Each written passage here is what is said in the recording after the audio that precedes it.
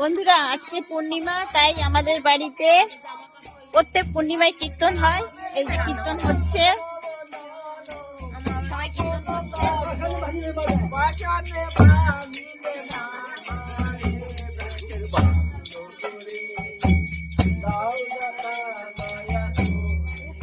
সবাই মিলে কীর্তন করছে।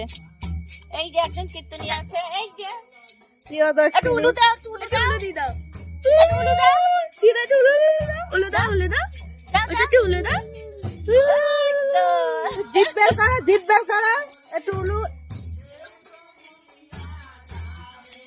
এই যে আর এদিকে খিচুড়ি ভোগ রান্না হচ্ছে। এই যে এক কাকিমা, ও কাকিমা তাকাও,